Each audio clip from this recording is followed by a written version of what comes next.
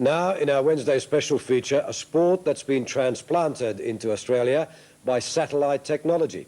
American football, or Gridiron, as it's known outside the USA, has taken root in this country, fed by a fascination with American culture.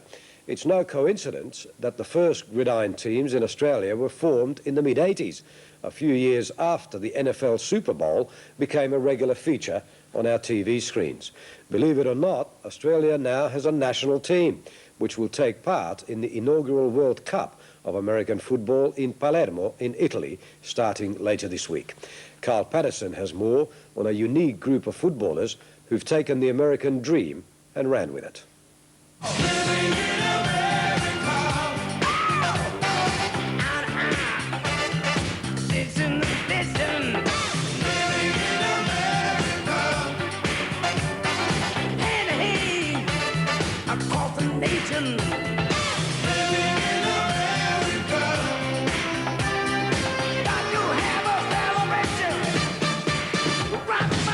In their sporting dreams, they're living in America. These guys are the Cyclones, Australia's national gridiron team. Well, more like a battalion than a team, actually. There are 47 players, 4 captains, and 7 coaches. They come from all over Australia, from a kaleidoscope of cultural backgrounds. But they're united by one thing. You all on the same page? Yes, sir! Let's go, guys. Put it right. There we go. 1, 2, 3. They walk the walk and talk the talk.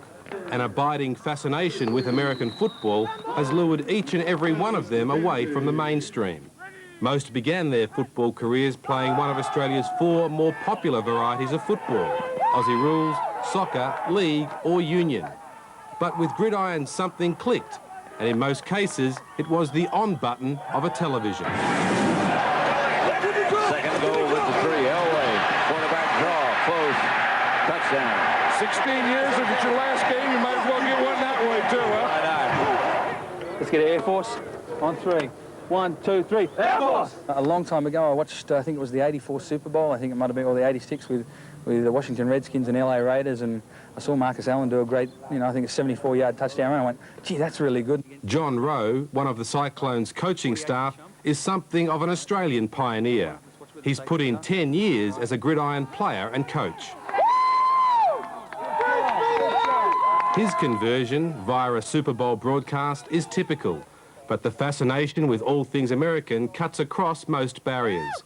Rowe, an Aboriginal media producer, counts among his teammates a doctor, insurance clerks and carpenters from Samoa, the West Indies and dozens of diverse backgrounds. And in a sport with up to 50 positions to fill, there's something for everyone. We have tennis players who have great footwork to be wide receivers, Aussie rules players who make great tight ends and wide receivers, front rowers who make, good running backs, and big second rowers from rugby who make great linemen, offensive linemen. So it's a position that caters for all sizes and shapes. For the past 2.5 weeks, the Cyclones have come together on the Gold Coast from an idea that was literally blowing in the wind. It was only 3 years ago that the pockets of Gridiron fanatics scattered around Australia were brought together under a national governing body. The dream of a national team touring overseas seemed a long way off. But at a Spartan training camp at Burleigh Heads, it's a reality rushing towards them, like an opposition running back. For Gridiron Australia, this is a major step. This is the first officially sanctioned team, if you like, that's ever represented Australia. Previously, there have been private tours and teams that have come to this country and played privately raised teams. But this is the first official tour, and it's the first Australian team ever selected on merit. Gridiron Australia's Chief Commissioner, Paul Mercer, once an avid soccer fan, is another turned on to American football by TV. Bringing together the best of Australia's 3,000 registered players has been a major achievement. Best of all, Mercer's fledgling association secured a top coach, a man with 40 years NFL experience. Eminem audible. Ready? Ready? Jim Wagstaff, or head coach Wagstaff to give him his proper title, was sitting at home in Idaho when he got the most bizarre offer of his career. Jump on a plane, spend 5 weeks in the sun of the Gold Coast and then Palermo in Italy, and try and turn a bunch of rookies and well-meaning amateurs into a football team ready for the World Cup. I choked a little bit to start with, to be honest with you, because I knew about Australian football because we had played Australian football before with the Down Under Bowl teams, and so I thought, boy, this would really be a challenge, and so I said, give me a little more information so I know what's going to happen. Coach Wagstaff knew enough about Gridiron Down Under to be wary. He figured he'd have to improvise. As he surveys his team, the former Buffalo Bills defensive back and Pro Bowl coach feels the pain of the slightest mistake. But it soon gives way to his admiration for our pioneering spirit.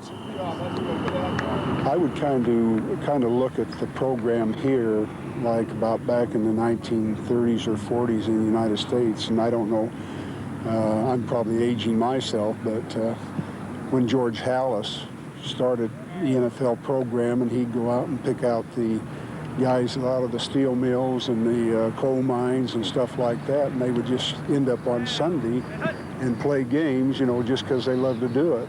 And I kind of liken that to what has happened here.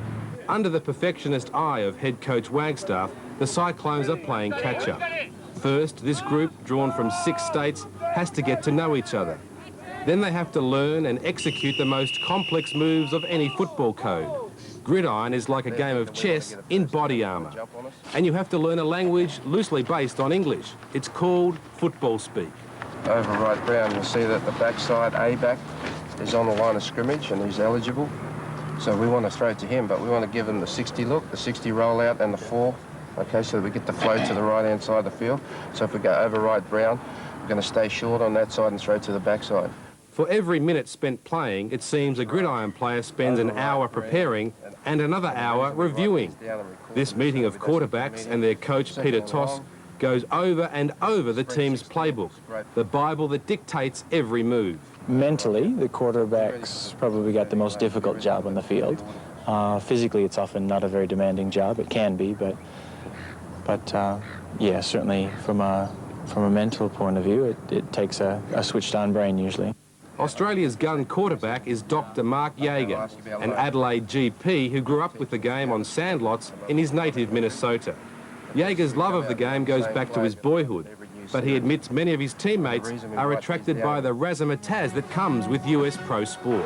I think there is, from the average Australian point of view, I think there's a real interest in most things American, and certainly things that are marketed as well as they are, and are as sort of catchier, as exciting as things like Gridiron. The Cyclones assembled on the Gold Coast in search of competition. The Down Under Bowl, a tourism-driven event that this month will see 48 US high school football teams visit Surfers Paradise, was ideal preparation. Good job! Come on! Let them use it now! Let's go, Lions! Stay low! Let's go, Lions! Use what we gave you! Go! Among these American teenagers, most under 18 years of age, are talented footballers chasing college scholarships. Most are barking mad about their sport. Come on! No, that was you. Come on, both! In their second and final warm-up game before the World Cup, the Cyclones are playing a high school selection from Nebraska. While the Australians have bulk on their side, the US teenagers have had years to understand the complexities of the game. And Coach Wagstaff knows upstairs is where his team struggles. Let's do this tonight. Let's do this. Let's don't make any mistakes. We don't make any mistakes, we don't get beat. Everybody pay attention, special teams, your individual assignments, all those things. And let's have one heck of a ball game, and we'll win this thing and go to Italy in a right, proper manner. You all on the same page? Yes, sir. Let's go, guys. Put it right. Come on, boys. All right, go. 1, 2, 3. Go!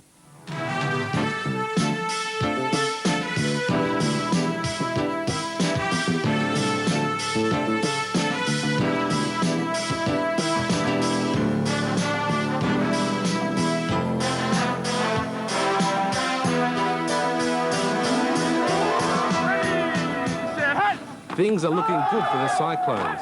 Even better when quarterback Mark Yeager tosses away the playbook and improvises.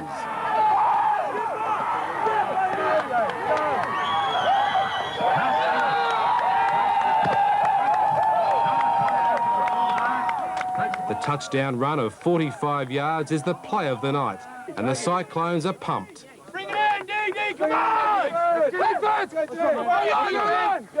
The great American football dream comes at a cost.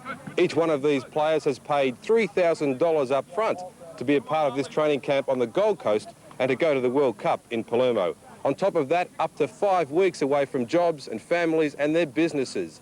Dreamers they may be, but they're also very dedicated footballers. But soon there's a sharp reminder of how far they still have to go. Jesus Christ! Come on, guys! Watch the ball! What is going on out there? Hey, guys! In Gridiron, unforced errors cause a collective depression and even more frenzied analysis from the coaching staff. This is such a small hole that he gets here, and because of a triple option, the backside linebacker is making a play. Let's hit him! Center, get your ass out of it. Get your head out of your ass and get the backside linebacker. This is a guy that's hurting us right now in option. It's no wonder some of them look confused. The Cyclones have plenty of first-year players, among them punter Paul Del Borello. A year ago, he entered a super punt competition, intrigued by the success of another Perth Aussie Rules player, Darren Bennett. Bennett now pulls $1 million plus salary in the NFL as the punter of the San Diego Chargers. Darren's been an icon. He's the first Australian to make the Pro Bowl, only the third Australian to ever make it into the NFL, and yeah, he's certainly got a bit of a profile back here in Australia. He took his Aussie Rules career, another step by going overseas and playing in the World League in Europe, and then being picked up by the Chargers, where he's done absolutely sensational. And pulling a fair salary. Yeah, he's on a few dollars. He was a little bit cagey when we met him earlier in January as to how many dollars he is making, but fair to say he's on a pretty fair wicket, I think. Then again, earning money from this pursuit isn't so far-fetched. The Cyclones' offensive line coach, Paul Manera, has shown the way. Manera gave up a promising rugby union career to chase a US college football scholarship and ended up at the University of Hawaii. He graduated with a business and finance degree and impeccable American football credentials after 3 years with an NCAA Division I program. Life was returning to normal in Sydney until... This year in March, I got a phone call that has kind of changed my life a little bit. And it was a job offer to go to Japan and coach with a team called the Recruit Seagulls. So I've accepted the position as offensive line coach and be there for 2 years and hopefully a lot longer. Indeed, Japan, with an American football culture implanted by the occupation forces after World War II, are the favourites for the forthcoming World Cup.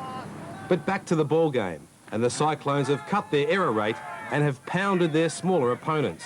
The final score, Cyclones 26, Nebraska High Schools 0.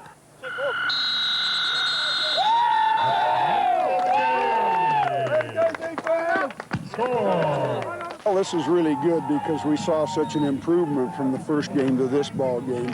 We came out right the first half. The first game we played, we didn't do anything hardly, except the defense played well both games. Anytime you shut teams out, you got to be real happy about the defense. Let's put it in here.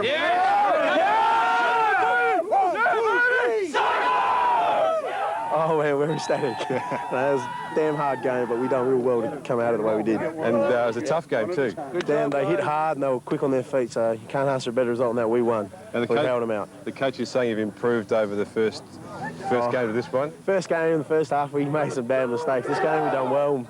We can kick some more ass when we get over to Italy.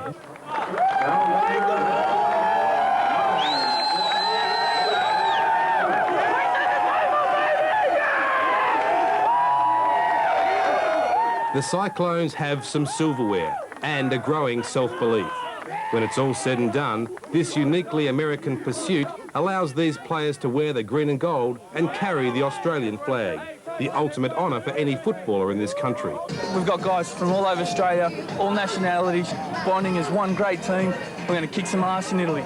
And that's where the great American-Australian football dream continues later this week.